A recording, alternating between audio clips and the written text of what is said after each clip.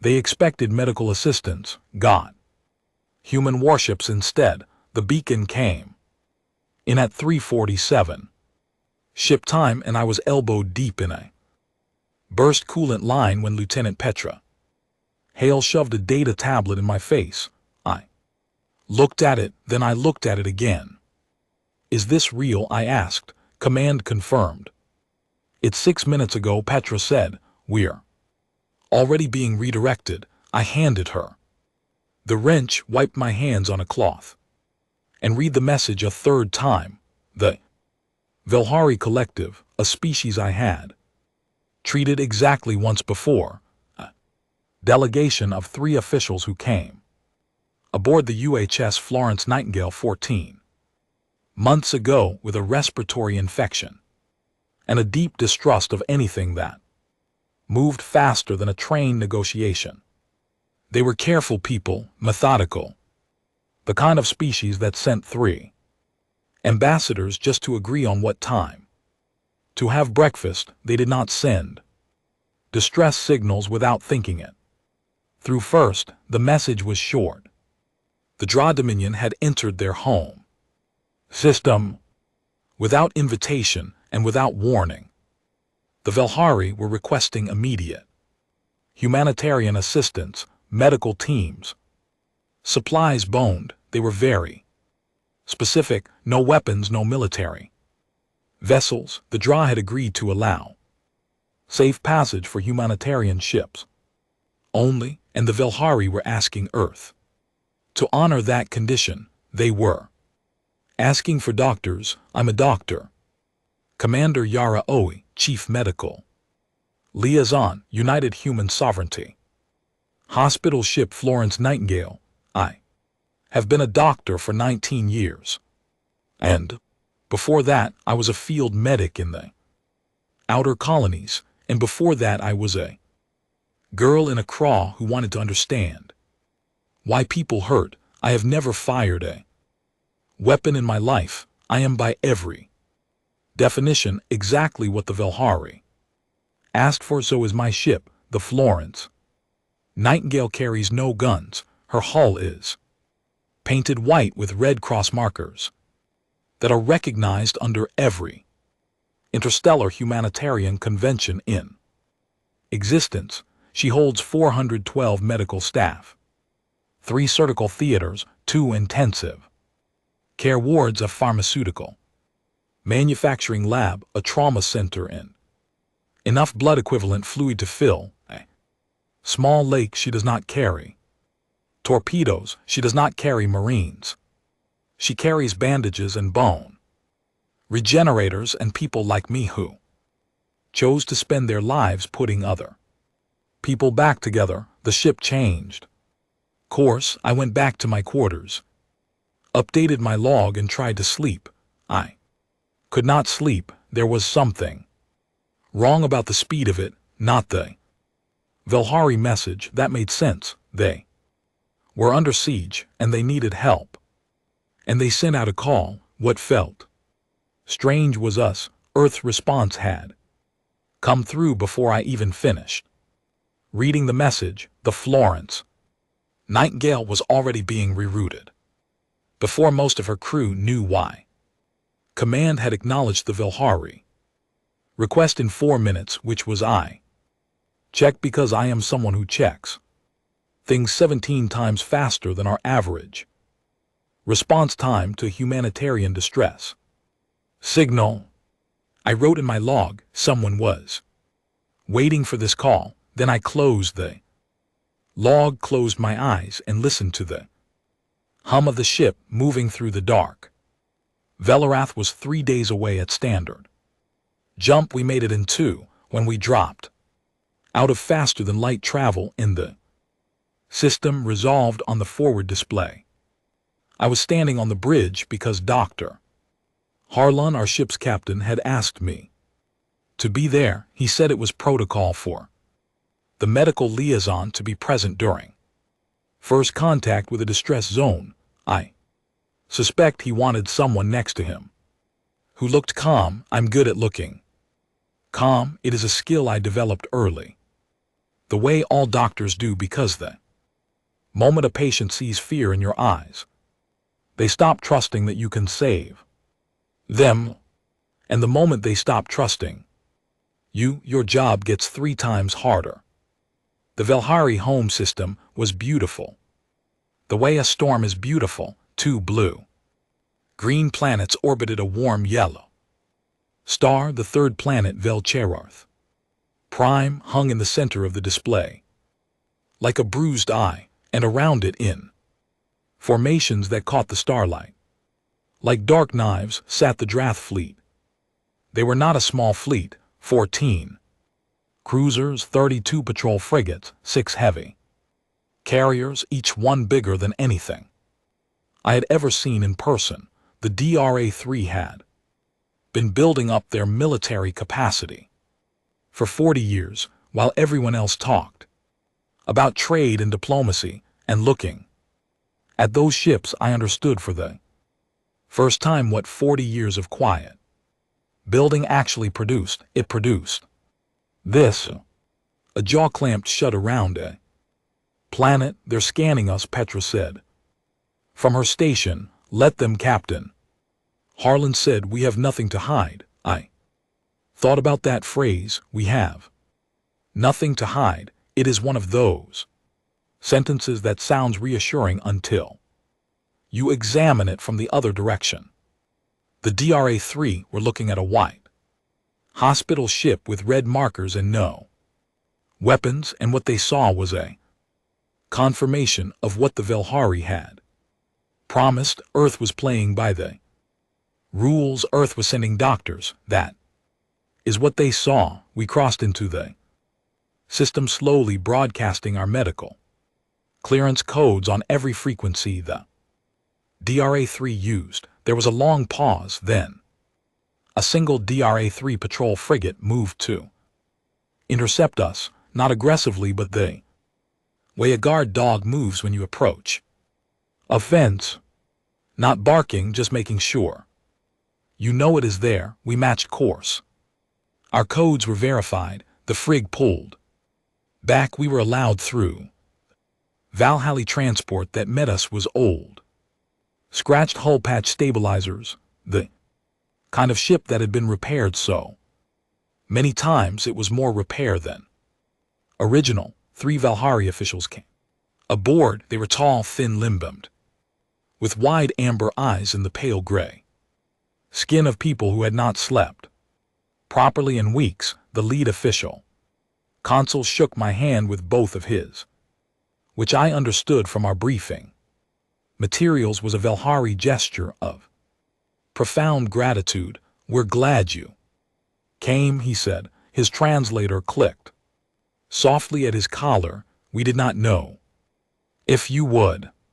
We came as soon as we received your message, I told him, which was the truth. He looked at me with those wide eyes, and I saw something in them that I recognized from every patient I have ever treated who was trying to decide whether or not to let themselves hope. It is one of the most painful expressions a face can carry.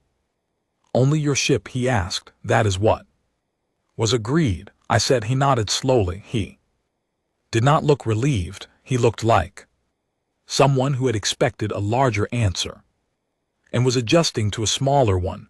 I took the Velhari officials to our main conference room and began the intake process. How many wounded, what injuries, what medical supplies were most needed, how many civilians, what was the current humanitarian situation.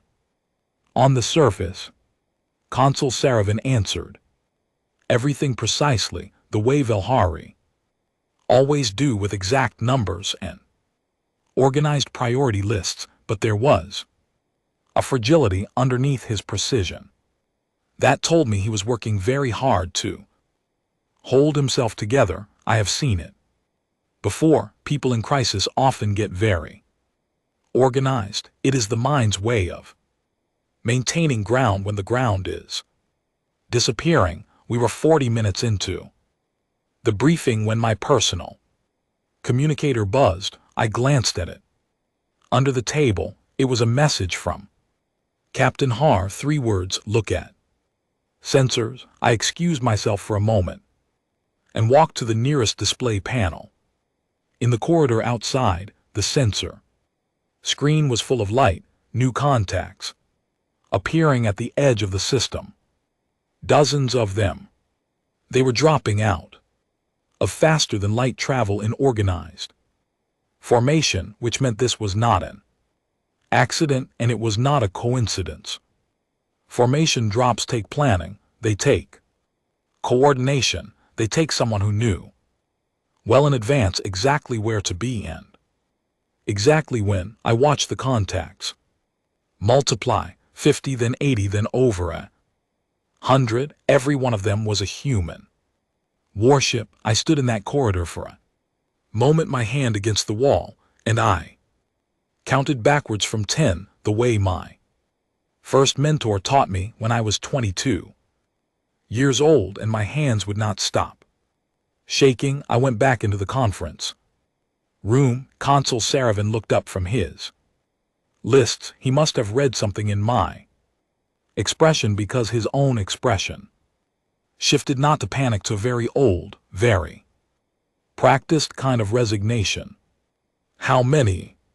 He asked quietly. I thought about what to say. I thought about what the sensor screen had shown me. I thought about those amber eyes and what was behind them, and I thought about the Drathri fleet sitting outside like a fist around his world. Enough, I said. He was quiet for a long moment, then so softly I almost did not hear it over the hum of the ship's recycled air. We only asked for doctors. I looked at him. I thought about that sensor screen. I thought about the response time for minutes, 17 times faster than average. Yes, I said.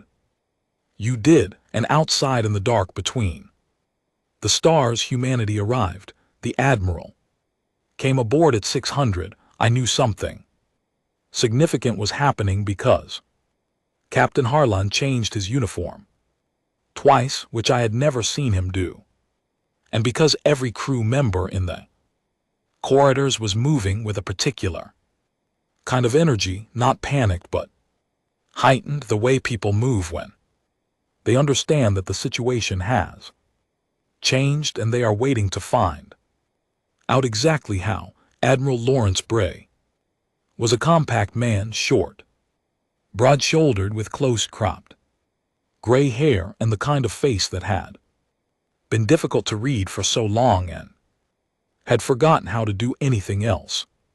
He arrived with 2 aides and a data case and shook my hand the way people shake hands when they already thinking about the next thing. Commander Owie, he said, I've read your file. I've read nothing about any of this, I said. He smiled. It was a small smile, the kind that acknowledges a fair point without conceding anything. Walk with me.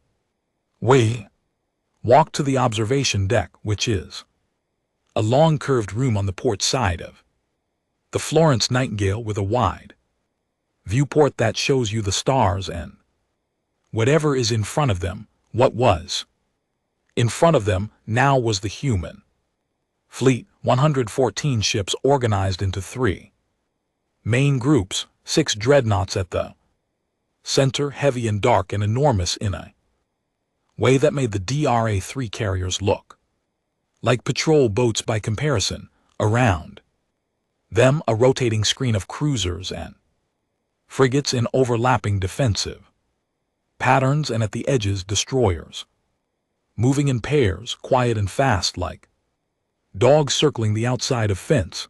I stood at the viewport and looked at it. For a moment, Directive Shepard, Admiral Bray said, standing beside me. I had not heard that phrase before. I told him so. Most people haven't, he said. It was written into the Interstellar Humanitarian Accords 17 years ago. Subsection 14, paragraph 9. It's very dry reading. Most diplomats skimmed it. He paused. The DRA-3 definitely didn't. Read it, he explained it to me then. Quietly with a viewport full of warships. Behind him, under the humanitarian. Accords any humanitarian vessel operating in a conflict zone had the legal right to request a protective escort. The escort could be any size. The requesting party did not need to announce the escort in advance. Only the humanitarian vessel needed to be invited. The Velhari had invited the Florence Nightingale. The Florence Nightingale was a humanitarian vessel. Therefore, under interstellar law, she was entitled to an escort. 114 warships was a perfectly legal escort. I stared at him. The Velhari didn't know about this. No, he said they asked for doctors. Genuinely, they had no idea this would happen. That's correct. And we had Directive Shepherd ready to execute the moment a legitimate humanitarian request came in from a system under DRA pressure. He said, "We've been waiting for that request for about 3 years. The Velhari were always the most likely candidate, neutral, non-aggressive, valuable trade networks. And the Drag 3 want their system for the same reason everyone does. The shipping lanes run through it. We knew eventually they'd push. We were positioned." I turned back to the viewport. The fleet out there was not a response. It was a plan. The Florence Nightingale, my ship, my white-painted unarmed ship full of doctors and nurses and blood equivalent fluid, had been the key, not the weapon. The key, someone had to open the door. And the only door the DRA had agreed to open was the one marked humanitarian assistance. "You used us," I said. "I used a legal mechanism." He said, "You were never in danger. The moment the Florence Nightingale crossed into this system, we were 30 seconds behind her. The Drag 3 couldn't have touched you before we were here." "That isn't the point." "I know," he said, and for the first time, something in his voice shifted just slightly into a register that felt less rehearsed. "I know it isn't, but look at what's on that planet, Commander. They've been under siege for 11 days. Their orbital infrastructure is cut off. They can't get food shipments in. They can't get their wounded out. 11 days." He paused. "We had a legal mechanism. We used it. I would make the same decision again." I thought about Consul Sarah's face in the conference room, the way he had asked how many and accepted my answer with that old resigned quiet. He knew something was different. I said, "When I came back from looking at the sensors," he asked me how many before I said a word. "The Velhari are perceptive." He said they only asked for doctors. The Admiral looked at me. "They did, and they have them. They also have 114 warships between their planet and the Drag 3 fleet, and as of 40 minutes ago the siege corridors are open and the first food transports are moving." He picked up his data case. "How is the triage situation?" I looked at him for a long moment and I let out a breath. "We need to prioritize pediatric cases," I said. "The Velhari have a biological vulnerability in the youngest age group. Respiratory stress from the atmospheric disruption the DRA-3 orbital presence has caused. I'll need an extra team on that. You'll have whatever you need, and I want Consul Saravin told the truth," I said, "about Directive Shepherd, about the fact that we were waiting for this. He deserves to know." The Admiral held my gaze. "Agreed. That conversation should come from you, I think." I nodded and left him at the viewport. The Florence Nightingale was already busy. Velhari transport ships had begun docking at our external bays and the first patients were coming through, mostly children and elderly, the ones the Velhari had prioritized in their evacuation order. I moved through the intake bay watching my teams work with the quiet efficiency that comes from training and good people. Petra Hale was coordinating the intake lists with 3 Velhari medics who had come aboard with the transports. Dr. Callum, our head of pediatrics, had already set up a secondary triage area in Bay 4 and was moving through it with a focus calm that I had always admired. In him, the kind of calm that is not distance but is rather something that has been built slowly over years, brick by brick, out of the decision to care about people without being destroyed by it. On the other side of the ship, through the sealed hatches that divided the medical sections from the operational deck, I could hear the different sound of the escort fleet. Coordination channels, low-clipped voices, the language of people managing very large weapons in very small spaces.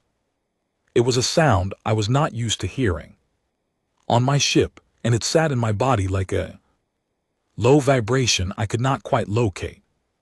I found Consul Saravan in the family waiting area outside the children's ward, sitting with his hands folded on his knees, watching the door with those wide amber eyes. I sat down next to him. "I need to tell you something," I said. He turned to look at me. There was no surprise in his expression, only that readiness, that careful stillness of someone who has already prepared themselves to hear difficult things. I told him about Directive Shepherd.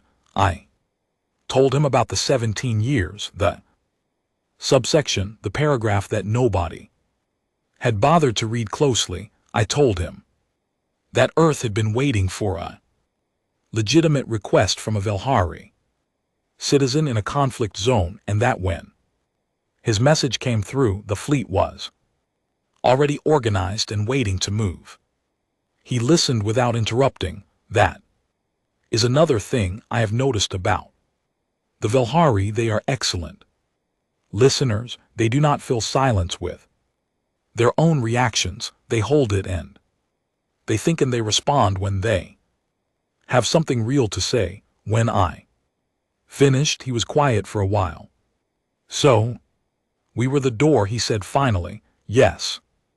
And you, the Florence Nightingale, were the key." "Yes." He looked at his folded hands. "And if we had not sent the message, if we had been too afraid to ask, or if we had asked another species instead, I don't know," I said. "I think eventually the Drag 3 would have moved somewhere else, and Earth would have found another door." He nodded slowly. Then he said something that I have written in my log and read many times. "Since we asked for medicine, we received a shield. I do not know if I am grateful or afraid. You can be both." I said. "It is allowed." The door to the children's ward opened, and a Velhari nurse looked out, said something in her own language. Consulin stood up immediately, and I saw his face change into something that was not the consul, not the diplomat, but just a person who needed to know if someone on the other side of that door was going to be all right. He went through the door. I sat alone in the waiting area for a moment, listening to the distant hum of 114 warships holding formation outside my windows. Then I stood up, put on my gloves, and went back to work. The first complication came from subby Jim and Croft 3 days later, and it came in the form of a transmission that was not quite a threat, but arranged itself close enough to one that nobody who heard it was confused about its intent. He contacted the Florence Nightingale directly, not the fleet, not Admiral Bray, my ship specifically, because my Ship was the humanitarian vessel, and humanitarian vessels operated under different protocols, and I think Kroth believed that a woman in a white coat would be softer ground than a fleet admiral. I took the transmission in the main communications room with Captain Harlem beside me and an audio recorder running, because I have learned that in any conversation where the other party might later claim they said something different from what they said, the recording is the most important person in the room. Kroth was tall by Dractory standards, which meant he was enormous. By ours, gray-skilled with a flat, broad forehead that indicated high rank among his people, and eyes that were a pale, unsettling copper color. He looked at me the way certain patients look at a doctor who has just told them something they did not want to hear, not with anger exactly, but with a particular combination of disbelief and resentment that comes from having expected a different answer. Commander Oe, he said. His translator was better than the Valharis, clearer. You're a medical officer. I am, I said. Then you understand that your presence here is the legal foundation for this fleet's claim to be in this system. I understand that the Florence Nightingale responded to a legitimate humanitarian distress call from Valhari citizens, I said, under the interstellar humanitarian accords which your government signed 12 years ago. We signed an accord about the treatment of wounded personnel, not about subsection 14, I said. Paragraph 9, the protective escort provision. Your government's legal team should have flagged it. I'm sorry they didn't. Silence. Those copper eyes looked at me. I kept my hand still on the table and my face exactly as neutral as I have spent 19 years learning to keep it. We had an agreement with the Valhari, he said. Safe passage for medical ships, not for war fleets. The medical ship has a legal escort, I said. The escort is here to ensure the safety of the medical mission. That's the purpose of the provision. 114 warships, he said, is not an escort. It is an invasion. It is not an invasion, I said. Not a single human ship has crossed into Valhari sovereign space without authorization. They are in the outer system subage, exactly where they are permitted to be, and they will remain there until the humanitarian mission is complete. And when will the mission be complete? I looked at him steadily. When the humanitarian situation is resolved. More silence. Longer this time. You are a doctor, he said again, and this time the words had a different shape to them, not dismissive, but something closer to genuinely puzzled, as though he was trying to understand how someone whose job was healing could sit across a communication channel in the middle of all this and speak so quietly. I said. Then how can you be part of this? It was an honest question. I could hear it in his voice. I thought about my answer for a moment, which is something I almost never do in a difficult conversation, because hesitation can be read as weakness. But I thought Kroth deserved a real answer, not a polished one, because I said, in my experience, the wounded always need someone to protect them, and the ones who need protecting always need someone to treat their wounds. Both things are true at the same time. Your fleet put people in a position where they need both. We provide both. He looked at me. Then the transmission ended. Captain Harland let out a slow breath. That went better than I expected. I picked up my recorder and stood up. It went exactly as he intended it to. He was not trying to persuade me, Captain. He was deciding whether I was Worth talking to, and I thought about those copper eyes. I think he's still deciding. The second week brought the work, which is what I mean when I say I am a doctor. Not the policy discussions, not the legal frameworks, not the careful diplomatic chess that was being played on the operational side of the ship. The worker patients came in waves, and we treated them in waves, and between the waves my teams ate, rested, sanitized, restocked, and prepared for the next one. Callum Rowe barely slept. I watched him and said nothing because I was doing the same thing, and we both knew it. And there's a kind of silent agreement that exists among doctors who are inside something large and necessary. You push until the work asks you to stop, and you stop only as long as it takes to be ready to push again. On day 9, something happened that I did not expect. A damaged draw shuttle drifted across the outer boundary of sovereign space. It had been in what the fleet logs called a debris event from a minor skirmish 3 days earlier, and it had been traveling on inertia since then. Its pilot unconscious, its navigation system gone. It crossed into our monitored area, and the fleet picked it up, and someone made a decision. I am told it was a lieutenant junior grade named Oliver Webb, 24 years old, 3 years out of the Naval Academy, who made the call to retrieve it before asking anyone senior for permission. I'm glad he did. The pilot was Drag 3, male, mid-rank, with injuries that were serious enough to require surgery, and serious enough that without it he would not have survived another 6 hours. His name, according to his personal tags, was Tactical Officer Renick. We brought him a bay too. I performed the surgery myself.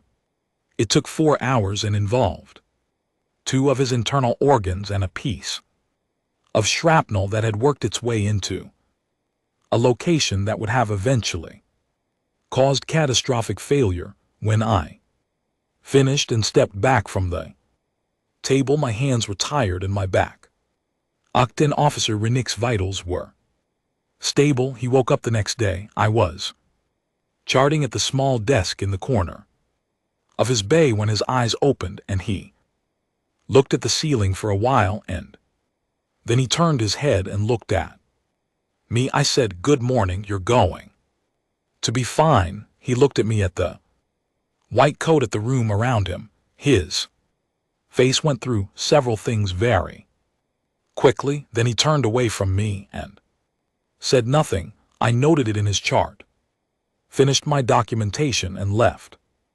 On my way out, Petra fell in his step beside me. "How'd that go?" she asked. "He's alive and angry," I said. "That's fine. Angry means they're processing. I'll take alive and angry over the alternative." She nodded. "The sub-B Gimmon knows we have him. There was a communication about it this morning, and he did not request his officer's return." She said he acknowledged the retrieval and said nothing else. I thought about that. The DRA-3 government had been told one of their own was being treated on a human hospital ship, and their senior commander had said nothing. Not thank you, not return him immediately. Nothing. I did not know what to make of it, and I have long since learned that the things I do not know what to make of are usually the things that matter most. So I filed it carefully and kept moving. Renick was in Bay 2 for 11 days. He did not speak to me again for the first 7. On the 8th day I came in for morning rounds, and he said, without looking at me, "The food is strange. We can adjust it." I said, "Tell me what you need." He did not respond, but the next morning there was a list on his bedside table. I had it sent to the galley. By day 10 he was eating, and by Day 11, his recovery was far enough along that I could authorize a lower level monitoring protocol and reassign his Bane nurse to a higher need patient. On the morning of day 11, I came for my final check before clearing him for transfer to a recovery area. He was sitting up. He looked at me with those pale copper eyes, the same color as Seether's, and said very flatly, "You did not have to bring me in." "Of course we did," I said. "I am Dracy." "You were injured," I said. "That's the only category that matters to me." He said nothing. I completed my check as I was writing the final note.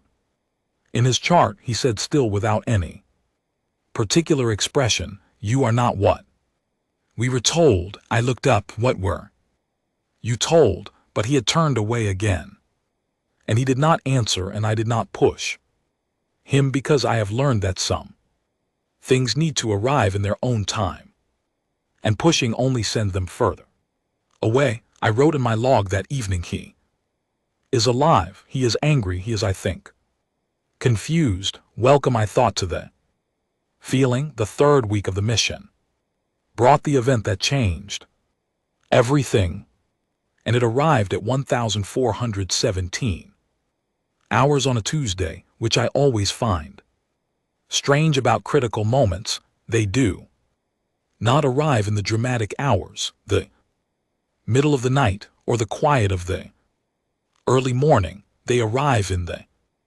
unremarkable middle of the afternoon, when people are at their desks and the ship smells like recycled coffee and everything seems, for just a moment, almost manageable. The transport was called the Velharit, a Velhari civilian vessel carrying 209 people, most of them families evacuating from one of the surface settlements that had lost power to its environmental systems. It was moving through the humanitarian corridor that the human fleet had established and announced publicly, a protected lane through which civilian transports could move without risk of interdiction.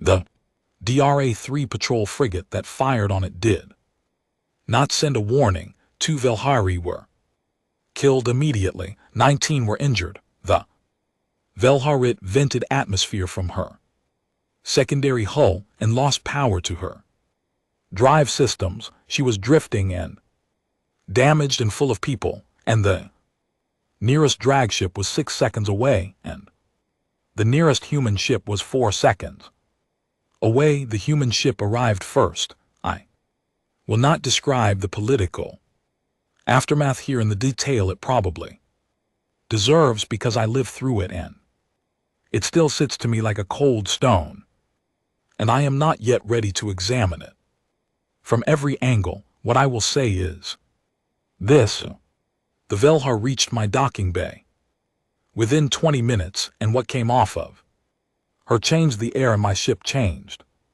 it the way a shift in weather changes the air in a room, and we worked in that changed air for 6 hours without stopping. 19 injured, 2 of them critically enough that we nearly lost them. 1 Velhari child 4 years old, who had been in the section of the hole that vented. I will not write what that was like.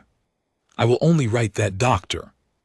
Callum Rowe saved that child's life in a procedure that I would not have attempted, and that I watched through the surgery bay window with my hands pressed flat against the glass, and that when it was done and the child's vitals stabilized, Callum sat down on the floor of the scrub area and stayed there for a while, and I let him, because there are moments when the only right thing you can do for someone is let them have a moment. Admiral Bray moved the fleet, not to engage, not immediately, but the entire human formation shifted, tightened and enclosed. Every Dractory vessel in the system was suddenly boxed, not blocked, not targeted, but surrounded in a way that was impossible to misread. No transmissions were sent No warnings were issued. The fleet simply moved in complete silence into a configuration that said everything that needed to be said without saying a word.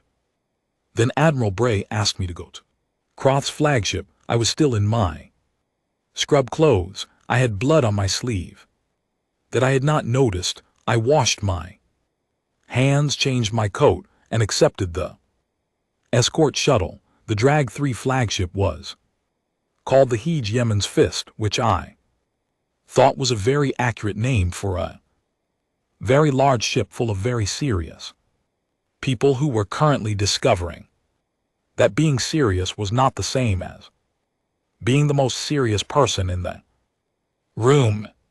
I boarded through the secondary airlock with 2 human naval officers behind me and a DRA-3 escort in front, and I walked through corridors that smelled like metal and dry, recycled air, and something slightly sharper that might have been tension. The command level was a long room with low lighting and a curved ceiling that made it feel like the inside of a hell-breath. Cross stood at the far end with 6 of his officers arranged behind him.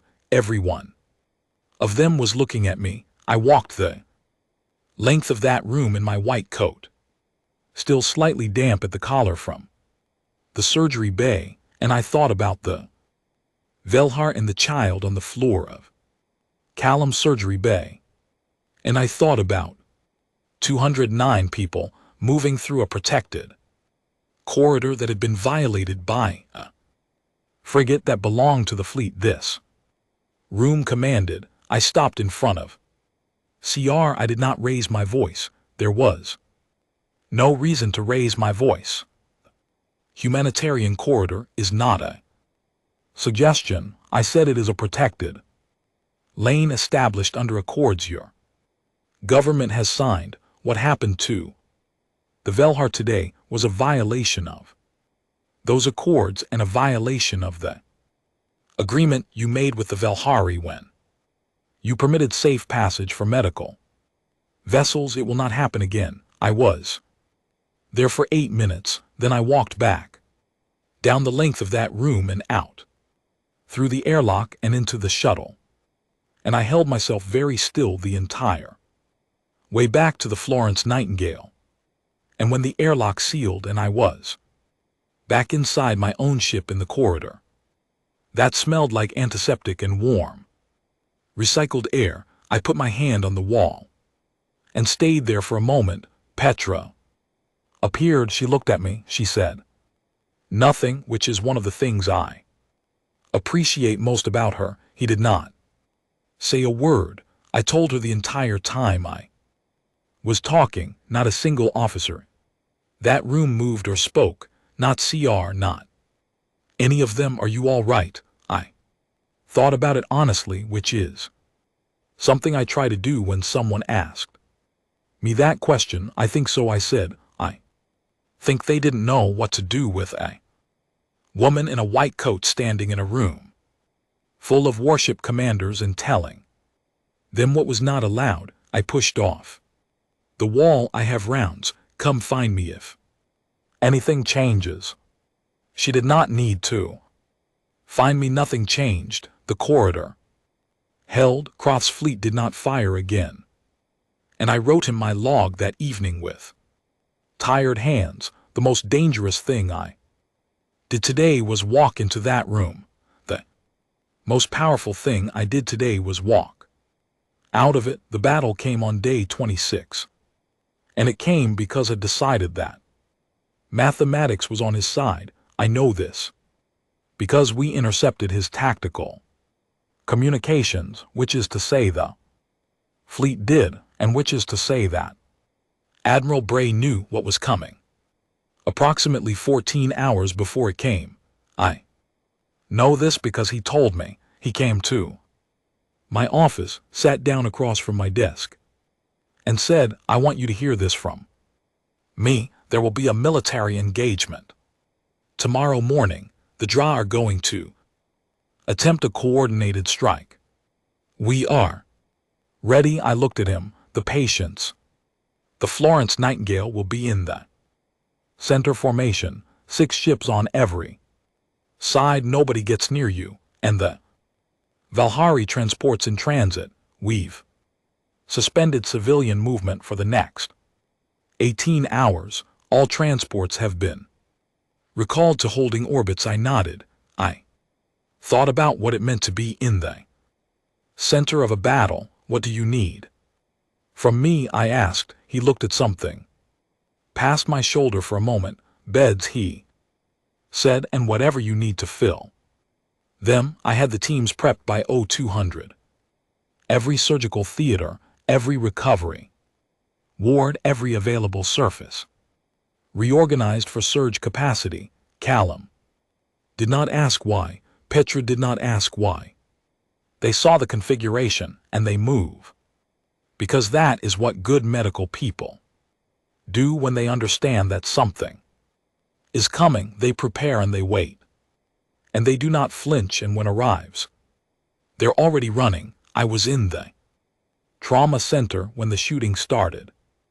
I did not see the battle. I want to say that plainly because I think there is sometimes a temptation in stories like this one to place the narrator at the center of every event, to have them witness everything, to construct a neat line of sight between the teller and the told. I was not on the bridge. I was in my ship's core in a room with artificial light and recycled air.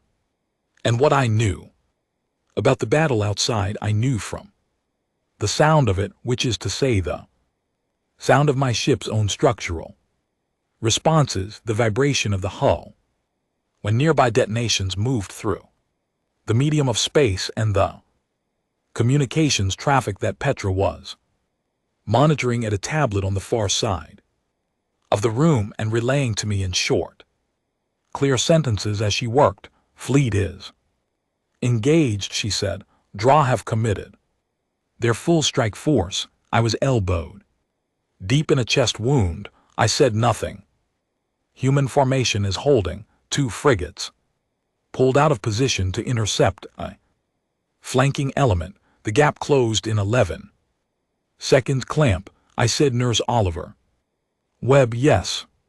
The same Lieutenant Junior grade who had retrieved Rennick's shuttle, who had apparently decided that his natural home was wherever the most difficult thing was happening, handed me the clamp. He had transferred to medical support duty 3 days earlier, and he was the quickest learner I had seen in years. The DRA-3 heavy carriers are pulling back, Petra said. 3 of their cruisers are. She paused. Down Vinning atmosphere. The fleet has taken 2 frigates out of action, and 1 destroyer has sustained significant damage.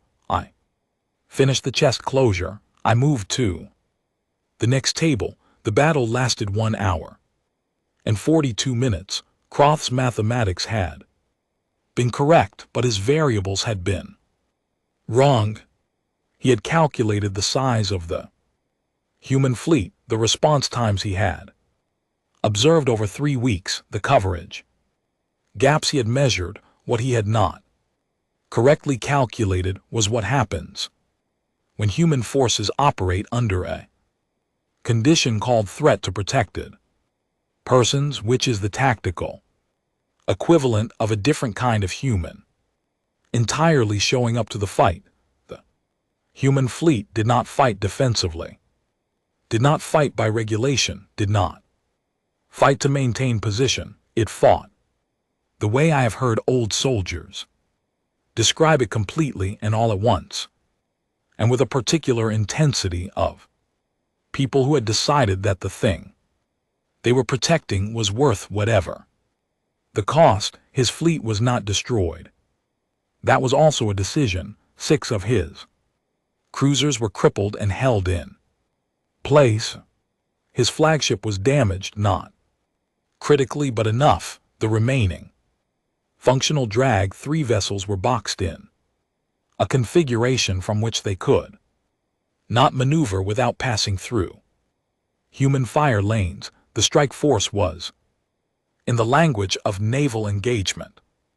Finished, Admiral Bray sent him the terms the Velhari would retain full sovereignty over their system and all adjacent shipping lanes.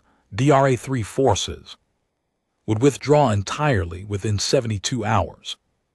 In exchange, all DRA-3 wounded were to be brought to the Florence Nightingale for treatment, and they would be returned to their own vessels or to DRA-3 space, alive and treated when the withdrawal was complete.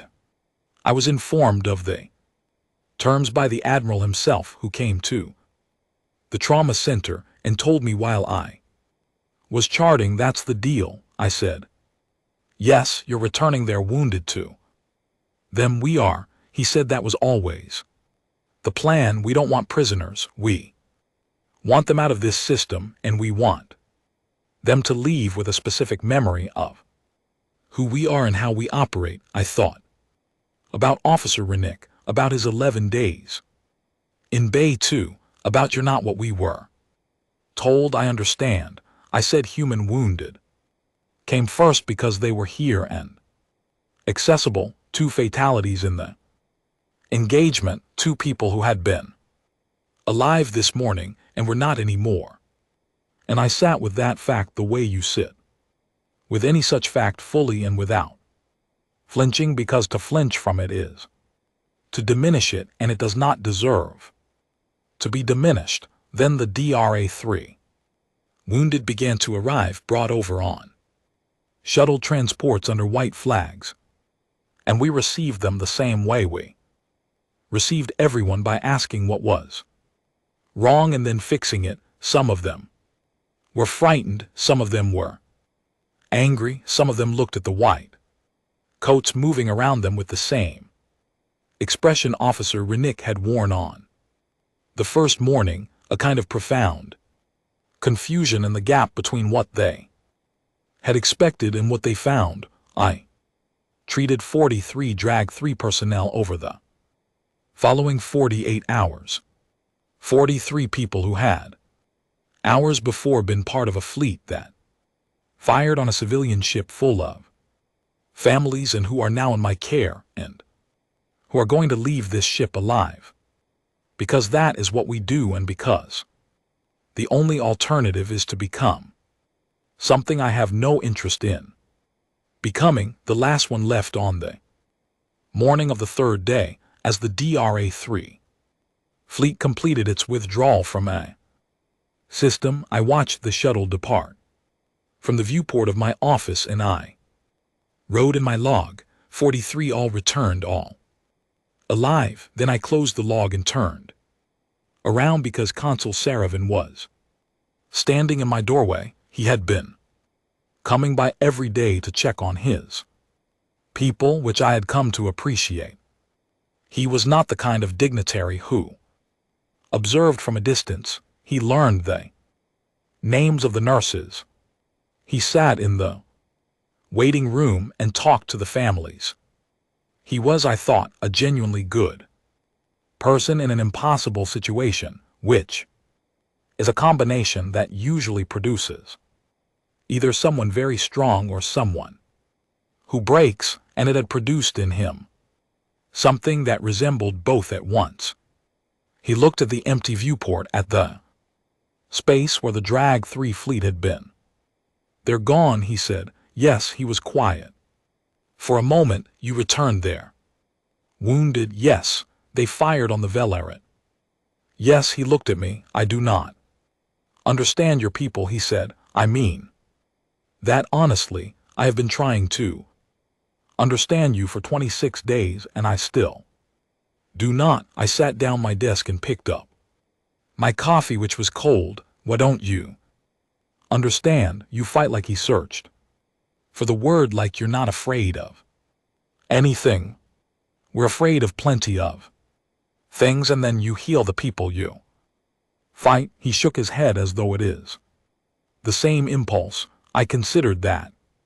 Maybe it is. I said, we've been doing both for as long as we've been a species. I think somewhere along the way they stopped being separate things.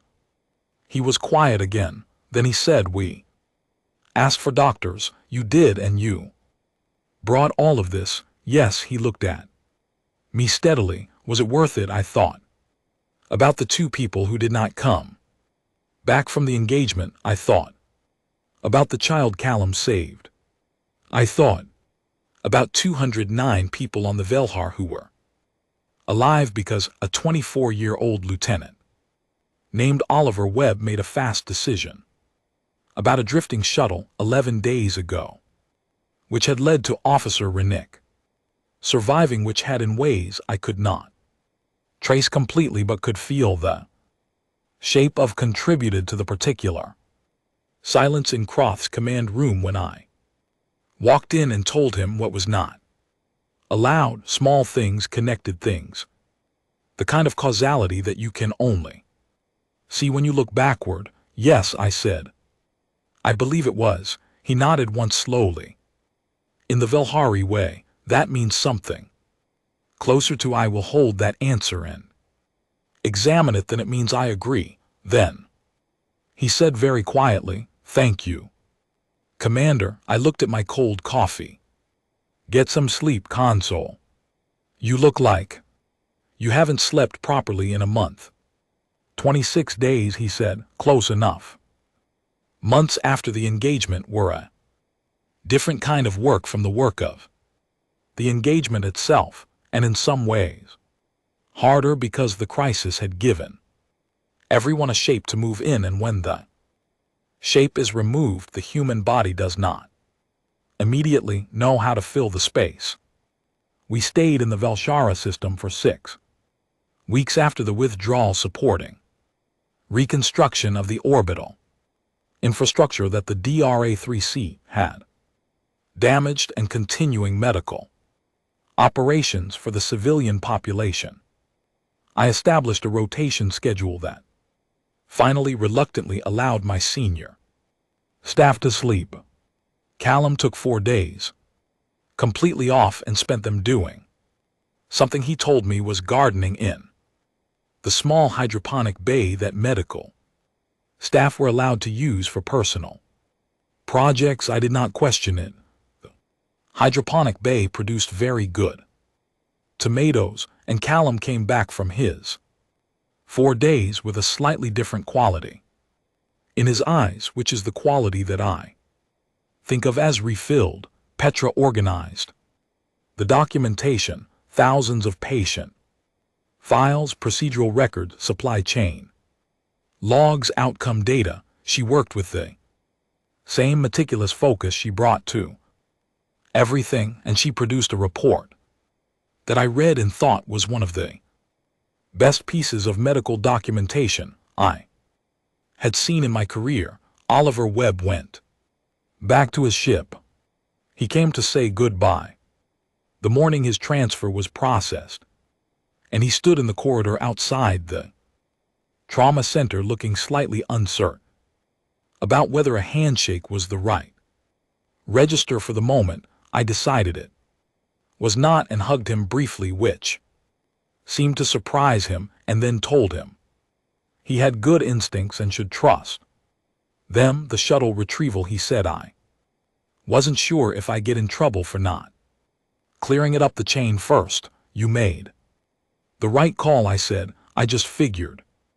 He paused. He was alive. That seemed like the relevant fact. It was. I said it is. Remember that? He nodded and left.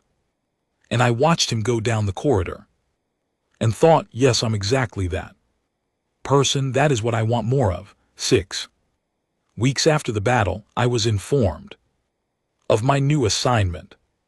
The Joint Velhari Human Medical Station, named after some back and forth that I was not involved in. The Velshar Cooperative Medical Facility, first of its kind in this sector. I was asked to serve as its founding director. I was given 72 hours to decide. I spent most of those 72 hours telling myself I did not want the position, which was how I knew I was going to take it. I'm not someone who has ever found it easy to stop once You're inside a thing, inside the work. Of it, the reason of it, the why of it. The stopping feels like a kind of abandonment. I knew that the Vilhari system was going to need years of ongoing medical support, not just for the immediate damage from the siege, but for the longer, quieter damage that follows any sustained crisis. The respiratory conditions that develop after prolonged atmospheric disruption. The psychological weight that accumulates in a population that has spent months under the shadow of an occupying fleet, the infrastructure gaps that ripple through public health in ways that take a decade to fully surface. I knew that, and I knew I was one of the people most suited to address it, and I knew that the decision had already made itself before I was aware of having made it. I accepted the position. Consulave, when I told him, was quiet for a long moment, then he smiled, which is a Velhari expression that involves the area around the eyes more than the mouth, in which I had learned over the past 2 months to recognize and to value. You will stay, he said. For a while, I said, will there be warships? I considered this probably small patrol presence, I said, for the safety of the station. He nodded. We will adjust, he said, which was, I thought, the most Vilhari sentence I had ever heard him say. Construction began. Within a month, the station took shape. In orbit over Shardath Prime, slowly and then quickly, the way construction always does when the people building it are motivated. I worked out of temporary facilities on the surface while the orbital structure was assembled above me, treating patients and training local Velhari medical personnel and writing the operational protocols for the facility. I trained a young Velhari doctor named Sarah. He was quick and careful and had that quality that the best students have of asking questions at exactly the moment the answer becomes available, so that the question and the discovery arrive together. He followed me on rounds every morning, and we talked through every case with the detailed attention that I believe is the foundation of good medicine. Not the procedures, not the equipment, though both matter, but the thinking, the process of actually looking at a person and asking what is wrong and why and what it requires. One morning, about 3 months into the construction period, Sarah and I were walking the surface clinic when he stopped and looked up at the sky. The station was visible in orbit by then, a structural skeleton beginning to take on its full shape, catching the light of its star at certain angles. Commander Oe, he said. Yes. I've been thinking about something. I waited. You came here because we asked for doctors, he said, but you brought everything else, the fleet, the legal mechanism, all of it. He paused. Do humans always do that? I thought about the question, about 19 years of practice, about the outer colony field work, the relief missions, the post I had held, and the crisis I had moved through, about the Florence Nightingale's white hull and her 412 medical staff and her absolute absence of weapons, and about the 114 warships that had followed her like a shadow that was not a shadow but a fact. I thought about Officer Renick saying, "You're not what we were told," and about the message that had come from Subby Jim and Krath privately 6 weeks after the withdrawal, addressed to me personally, and not to Admiral Bray, which had read, "Your people are not what we were told." That was all. No further content, no request, just that one line which I had read 3 times and then filed, because I did not know what to do with it, and because sometimes the right response to a thing is to let it exist without Answering it, I looked up at the station, taking shape in the sky above us. Yes, I said, we always do that. We have been doing it since before we left our own planet. I paused, trying to find the most honest version of what I wanted to say. We come in peace, we genuinely do. But we learned a very long time ago that peace does not keep itself, and that the people who need help most are usually the ones least able to protect themselves while they're receiving it. So yes, we bring the ships, we bring the weapons, and we bring the surgeons and the nurses and the blood supply and the bone regenerators, because someone's going to need them when it is over, and we would rather it be us providing the care than someone else deciding who deserves it. Sarah looked at the sky for another moment, then he said, when I tell my children about this time, what should I call what you did? I thought about it. Just call it medicine, I said. We treated a system that was sick. We removed what was causing the damage. We supported the recovery. That is medicine. We just do it at a scale that other people find surprising. He smiled. He had learned to smile in a human way, which I appreciated, though also loved the Vilhari. I smiled and made sure to tell him so. We went back to work. The station opened 7 months after construction began on a clear morning, when the light through the viewports was the particular warm blue of Velshar star.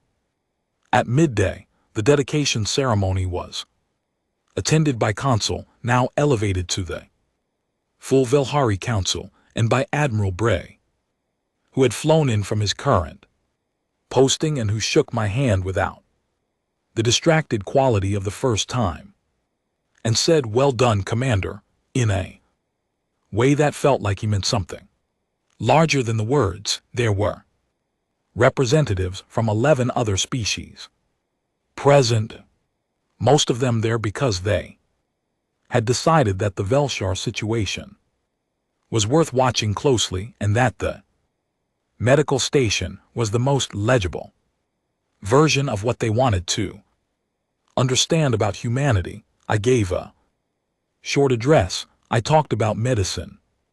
I talked about what the word means when you expand its scope, when you ask not just how do we treat the person in front of us, but how do we treat the conditions that put them here and the conditions that threaten them while they recover. I talked about the Florence Nightingale, which was currently 3 systems away on a new mission with a new medical crew, and I had been informed of slightly updated designation that now included the words medical and escort in the same sentence on her official registration. I talked about Callum Rowe and Petra Hale and Oliver Webb because they deserve to be named, and I named them clearly and without diminishment. I did not talk about the battle because the battle was not the point. The battle was a consequence, and consequences are not stories. They are what happens when you take something seriously enough to see it through. After the ceremony, I went to my office on the station, my first permanent office in nearly a decade, with a real window that showed the planet below instead of the recycled air sameness of a ship corridor. And I opened my log. I wrote for a while. I wrote about the beacon at 3:47 and the response time in the 4 minutes that it felt wrong.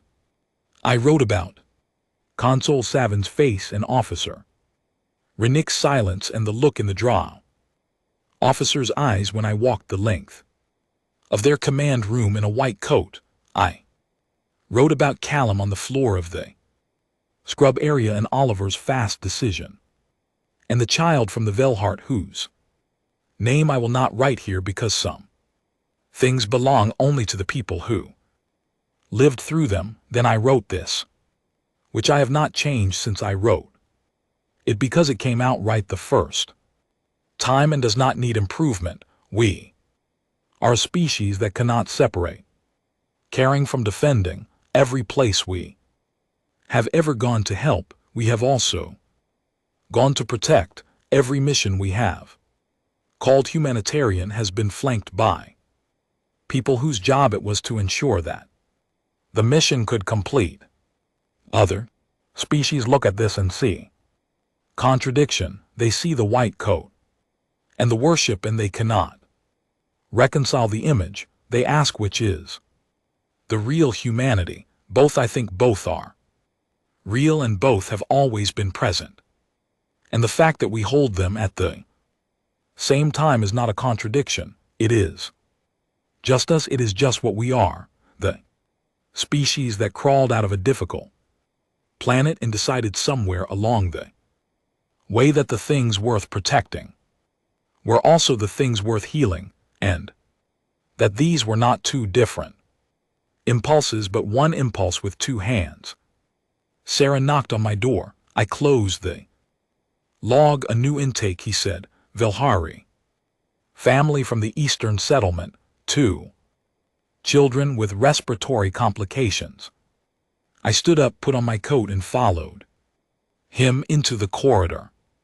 Outside the viewport, a small human patrol ship moved through the quiet of the Velarath system, unhurried, steady, keeping its particular kind of watch over a world that had stopped needing to be afraid. Not because the fear had never been real, because something had come when it was asked and had not stopped until there was nothing left to fear. That, I think, is medicine. That is what we do. That is who we are.